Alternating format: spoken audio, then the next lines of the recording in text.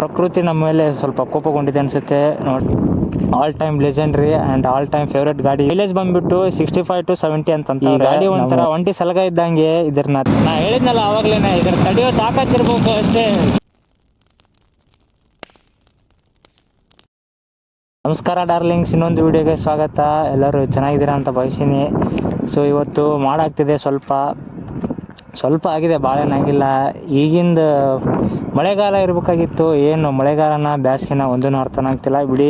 ನಮಗೆ ಯಾಕೆ ಪ್ರಕೃತಿ ನಮ್ಮ ಮೇಲೆ ಸ್ವಲ್ಪ ಕೋಪಗೊಂಡಿದೆ ಅನಿಸುತ್ತೆ ನೋಡಿ. ಮುದ್ದೆಗಳು ಸಖತ್ತಾಗಿ ಕಾಣ್ತಿದೆ ಎಲ್ಲ ಬಿಲ್ಡಿಂಗ್ಸು, ಸನ್ಸೆಟ್ ಆಗ್ತಿದೆ. ಸೊ ಬನ್ನಿ. ಸೊ ಇವತ್ತು ನಮ್ಮ ಹತ್ರ ಇದೆ ನಂದು Splendor, all time legendary and all time favourite ಗಾಡಿ ಇದು.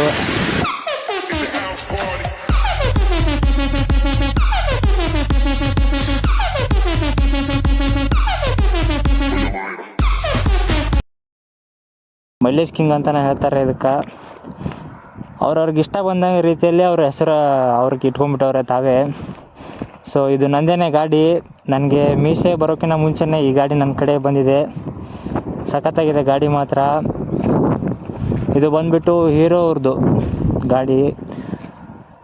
1994 ಇದನ್ನು ಪ್ರೊಡ್ಯೂಸ್ ಮಾಡ್ತಾರೆ. ಅವಾಗ ಹೀರೋ ಮತ್ತು ನಮ್ಮ ಭಾರತದ ಹೀರೋ ಮತ್ತು ಜಪಾನ್ ಅವರ ಹೋಂಡಾ ಇಬ್ಬರದು ಕಂಬೈನ್ ಮಾಡಿ ಏನು ಮಾಡ್ತಾರೆ, ಹೀರೋ ಹೋಂಡಾ ಸ್ಪ್ಲೆಂಡರ್ ಪ್ಲಸ್ ಪ್ರೋ ಅಂತ ಬಿಡ್ತಾರೆ. ಅದಾದಮೇಲೆ ಅದು ಅವ್ರದ್ದು ಏನು ಪಾರ್ಟ್ನರ್ಶಿಪ್ ಮುರಿತು ಅನಿಸುತ್ತೆ.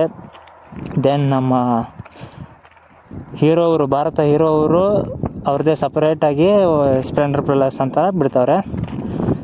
ಇದರದ್ದು ಏನೇನು ಕತೆ ಇದೆ ಅಂತ ನೋಡೋಣ ಬನ್ನಿ ಗಾಯ್ಸ್. ಇವತ್ತು ಇದು ಬಂದುಬಿಟ್ಟು 2022-23 ಮಾಡಲ್ ನಮ್ಮದೇ ಇದು. ಇದರದ್ದು ಇಂಜಿನ್ ಕೆಪಾಸಿಟಿ ಬಂದುಬಿಟ್ಟು 97.2 cc, air cooled single cylinder 4 stroke ಗಾಡಿ. 4 ಗೇರ್ ಬಾಕ್ಸ್ಲಿಂದ ಬಂದಿದೆ, 4 ಸ್ಪೀಡ್ ಮ್ಯಾನ್ಯುವಲ್ ಗೇರ್ ಬಾಕ್ಸ್. ಮತ್ತು ಇದರದ್ದು ಟ್ಯಾಂಕ್ ಫ್ಯೂಲ್ ಕೆಪಾಸಿಟಿ ಬಂದುಬಿಟ್ಟು 9.8 ಲೀಟ್ರ್, ಬೇಕಾದಂಗೆ ಹಾಕಿ. ಮತ್ತು ಇದರದ್ದು ಮೈಲೇಜ್ ಬಂದುಬಿಟ್ಟು 65 to 70 ಅಂತಂತವ್ರೆ. ನಾನು ಚೆಕ್ ಮಾಡಿಲ್ಲ. ಹಾಗೆ ಚೆಕ್ ಮಾಡೋದ್ರಿಂದ ಒಬ್ಬ ಮನುಷ್ಯನ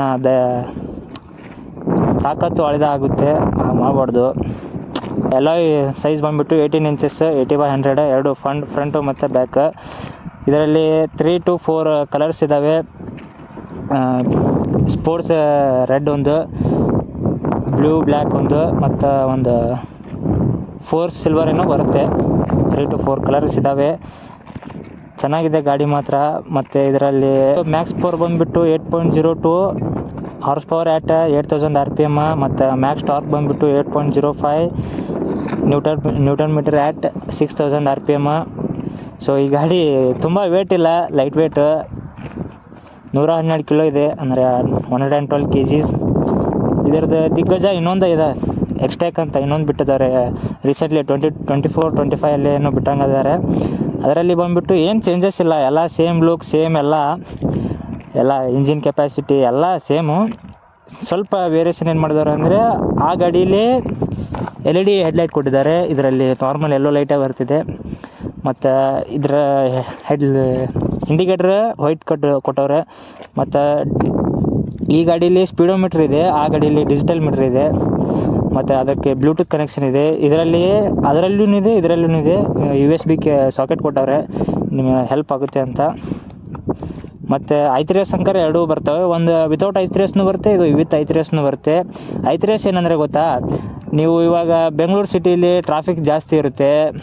ಒಬ್ಬೊಬ್ರ ಗಾಡಿಗೆ ಸೆಲ್ಫು ಒಮ್ಮೆ ಹೋಗಿರ್ತೈತಿ, ಒಮ್ಮೆ ಇರ್ತೈತೆ.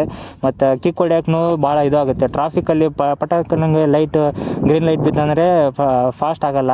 ಸೊ ಅದಕ್ಕೆ ಆ ಟೈಮಲ್ಲಿ ನಿಮ್ಮ ಗಾಡಿ ಇಂಜಿನ್ ಏನಾದರೂ ಹೀಟ್ ಆಗಿದ್ದರೆ ಆವಾಗ ನೀವು ಏನು ಮಾಡಿದ್ರೆ, ಬರೀ ಕ್ಲಚ್ ಹಿಡಿದ್ರೆ, ಇದು ಆನ್ ಇಡಬೇಕು. ಕ್ಲಚ್ ಹಿಡಿದ್ರೇ ಗಾಡಿ ಸ್ಟಾರ್ಟ್ ಆಗುತ್ತೆ ಆಟೋಮೆಟಿಕ್ಲಿ. ಆವಾಗ ನೀವು ಜಲ್ದಿ ಮೂವ್ ಮಾಡ್ಬೋದು. ಮತ್ತು ಇದರಲ್ಲಿ ಬ್ರೇಕಿಂಗ್ ಸಿಸ್ಟಮ್ ಬಂದುಬಿಟ್ಟು ಇಂಟಿಗ್ರೇಟೆಡ್ ಬ್ರೇಕಿಂಗ್ ಸಿಸ್ಟಮ್ ಅಂತ ಇದೆ, IBS ಅಂತಾರೆ. ಎಲ್ಲ ABS ಇಲ್ಲ, ಏನಿಲ್ಲ. ABS ಇದ್ದಾರೆ ಇದನ್ನು ಜನ. ಈ ಗಾಡಿ ಒಂಥರ ಒಂಟಿ ಸಲಗ ಇದ್ದಂಗೆ, ಇದನ್ನ ತಡೆಯೋ ತಾಕತ್ತಿರಬೇಕು. ಈ ಗಾಡಿಗಳು ಒಂಥರ ಸ್ಪ್ಲೆಂಡರ್ ಗಾಡಿಗಳು ಒಂಥರ ಡಿ ಬಾಸ್ ಇದ್ದಂಗೆ, ಚಾಲೆಂಜಿಂಗ್ ಸ್ಟಾರ್ ದರ್ಶನ್ ಇದ್ದಂಗೆ. ಕ್ರೇಜ್ ಮಾತ್ರ ಕಡಿಮೆನೇ ಆಗೋದಿಲ್ಲ ನೋಡಿ. ಇದರಲ್ಲಿ ಕಾಂಬಿ ಬ್ರೇಕ್ ಅಂತ ಬಿಟ್ಟವ್ರೆ ಈ ಹೊಸ ಗಾಡಿಯಲ್ಲಿ. ಈ BS6 ಏನು ಬಂದಿದೆಯಲ್ಲ, ಈ ಗಾಡೀಲಿ ಹೊಸ ಬ್ರೇಕಿಂಗ್ ಸಿಸ್ಟಮ್ ಬಿಟ್ಟಿದ್ದಾರೆ, ಕಾಂಬಿ ಬ್ರೇಕ್ ಅಂತ. ಮೊದಲೇನು ಬರ್ತಿತ್ತು, ಸಿಂಗಲ್ ಕೇಬಲ್ ಬರ್ತಿತ್ತು. ಇವಾಗ ಬರೋ ಗಾಡಿಗಳಲ್ಲೇ ಏನು ಮಾಡಿದವ್ರೆ ಅಂದರೆ ಕಾಂಬಿ ಬ್ರೇಕ್ ಏನಪ್ಪ ಅಂದರೆ, ಇವಾಗ ನೀವು ಫ್ರಂಟ್ ಬ್ರೇಕನ್ನು ಎಲ್ಲರೂ ಹಿಡಿಯೋದಕ್ಕೆ ಅಂಜಿಸ್ತಾರೆ. ಆ ಟೈಮಲ್ಲಿ ಬರೀ ಬ್ಯಾಕ್ ಬ್ರೇಕ್ನ ನೀವು ಹಿಡಿದ್ರೆ ಆವಾಗ ಚೂರು ಇದಕ್ಕೂ ಸಪ್ಲೈ ಆಗಿ ಇದನ್ನು ಫ್ರಂಟ್ದು ತಾನೇ ಹತ್ತುತ್ತೆ, ನೀವು ಹಚ್ಚೋದೇ ಬೇಡ. ಅದೇ ಕಾಂಬಿ ಬ್ರೇಕ್. ಮತ್ತು ಈ ಗಾಡೀಲಿ ಫಸ್ಟ್ ಏನು 1994 ಬಿಟ್ಟಿದ್ರಲ್ಲ, ಆ ಗಾಡಿ ಗತ್ತು, ಆ ಗಾಡಿ ಗಮ್ಮತ್ತು ಅದನ್ನು ಓಡಿಸಿದವ್ರಿಗೆ ಗೊತ್ತು, ಮತ್ತು ಆ ಗಾಡಿಗೆ ಗೊತ್ತು. ಆ ಗಾಡಿ ನೆಕ್ಸ್ಟ್ ಲೆವೆಲ್, ಅದರ ಪಿಕಪ್ಪು, ಅದರ ರಾ ಪವರು ಕೇಳಬೇಡಿ ಅದನ್ನು.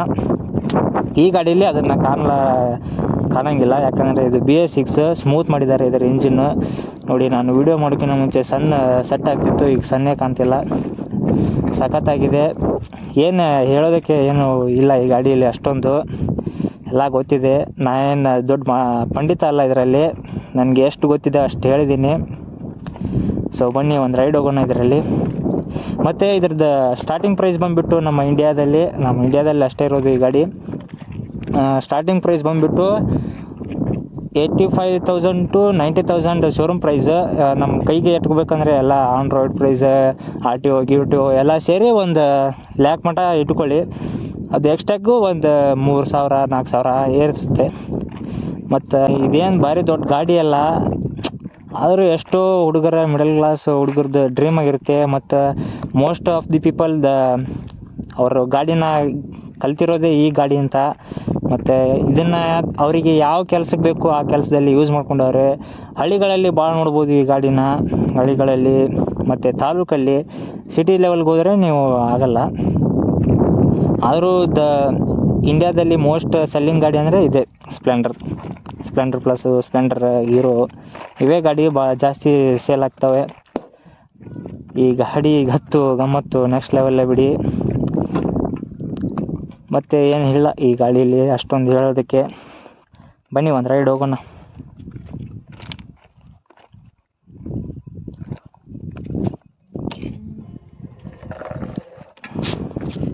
ನೋಡಿ ಬ್ಯಾಟ್ರಿ ಆವಾಜ್ ಹೆಂಗೆ ಬರುತ್ತೆ.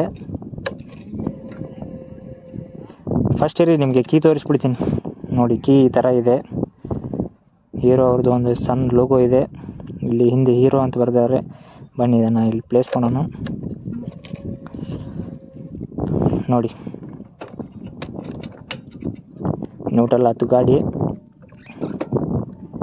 ಇವಾಗ ನೋಡಿ, ಇದರಲ್ಲಿ ಒಂದು ಮ್ಯಾಜಿಕ್ ಏನು, ಇದನ್ನು ಬೆಸ್ಟ್ ಫೀಚರ್ ಏನಪ್ಪ ಅಂದರೆ, ಇವಾಗ ನ್ಯೂಟ್ರಲ್ ಇದ್ದಾಗ ಗಾಡಿ ಸ್ಟಾರ್ಟ್ ಆಯ್ತು, ಗೇರ್ ಹಾಕ್ತೀನಿ, ಸ್ಟ್ಯಾಂಡ್ ಇದ್ದೆ ಗೇರ್ ಹಾಕಿದ ಕೂಡಲೇ ಗಾಡಿ ಆಫ್ ಆಯ್ತು ಆಟೋಮೆಟಿಕ್ಲಿ.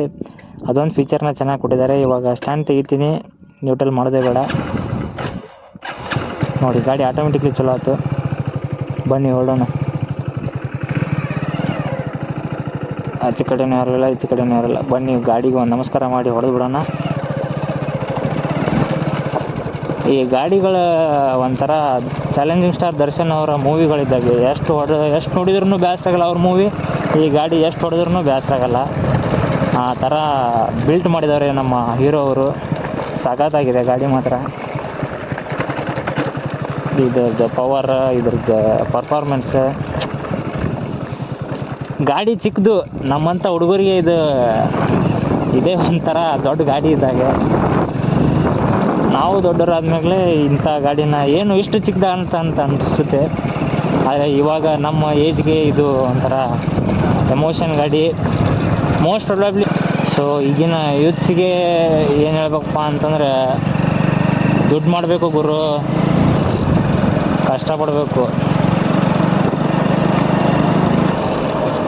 ಕಷ್ಟನ ಯಾವ ಥರ ಪಡಬೇಕು ಅಂದರೆ, ಕಷ್ಟ ಅಂತಲೇ ತಿಳ್ಕೊಬಾರ್ದು ನೀವು. ಕಷ್ಟ ಇಷ್ಟಪಟ್ಟು ಮಾಡಬೇಕು ಅದನ್ನು. ಕೆಲಸ ಯಾವುದೇ ಕೆಲಸ ಆಗಲಿ ಅದು. ಅದರಿಂದ ಒಂದು ತುತ್ತು ಅನ್ನ ಉಂತಿದ್ರೆ ಅಂದರೆ ನೀವು ಅದನ್ನು ಮುಜುಗರ ಮಾಡ್ಕೋಬಾರ್ದು. ಯಾವಾಗ ನಾವು ಕಷ್ಟನ ಇಷ್ಟಪಡ್ತೀವಿ ಅದು ನಮ್ಮನ್ನು ಇಷ್ಟಪಡುತ್ತೆ. ಸುಮ್ಮನೆ ಕುಂತು ಲಕ್ಷ್ಮಿನ ಪೂಜೆ ಮಾಡಿದರೆ ಕಾಸು ಬರಲ್ಲ. ಮುಂದೆ ಕಂತು ರೊಕ್ಕ ಎನಿಸ್ಬೇಕಪ್ಪ ಅಂದರೆ ಇವತ್ತು ಕಷ್ಟ ಪಡಲೇಬೇಕು.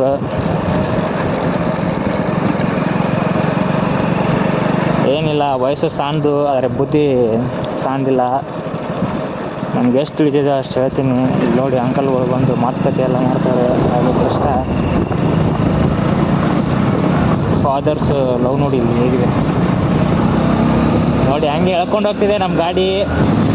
ನಾ ಹೇಳಿದ್ನಲ್ಲ ಆವಾಗಲೇ, ಇದ್ರ ತಡೆಯೋ ತಾಕತ್ತಿರ್ಬೇಕು ಅಷ್ಟೇ, ಬಿಟ್ಟರೆ ನಿಮ್ಮನ್ನು ಎಳ್ಕೊಂಡು ಹೋಗ್ಬಿಡುತ್ತೆ ಇದು.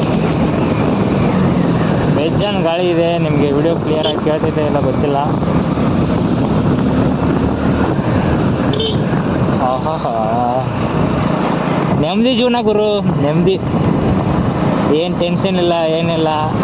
ಆರಾಮ್ ಎಮ್ಮೆ ಮೇಯಿಸೋದು, ರಾತ್ರಿ ಅದು ಹಾಲು ಕೊಡುತ್ತೆ, ಆರಾಮ್ ಕುಡಿಯೋದು.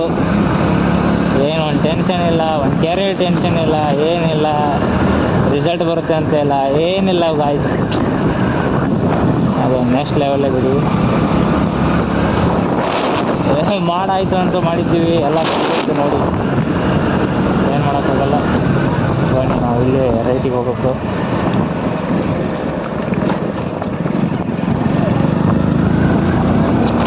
ನೋಡಿ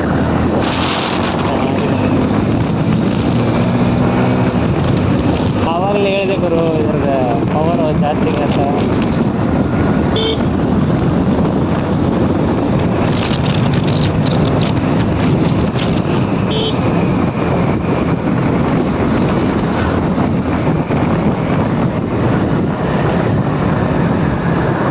ಸೊ ವಿಡಿಯೋನ ಇಲ್ಲಿಗೆ ಎಂಡ್ ಮಾಡ್ತೀನಿ ಗೈಸ್. ಯಾವಾಗಲೂ ಫೋಕಸ್ ಆಗಿರಿ, ಚೆನ್ನಾಗಿರಿ.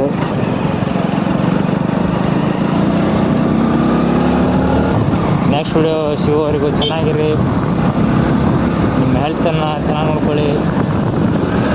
ನೆಕ್ಸ್ಟ್ ವಿಡಿಯೋಲಿ ಸಿಗ್ತೀನಿ guys. Tata, bye bye, see you next video. Love you guys.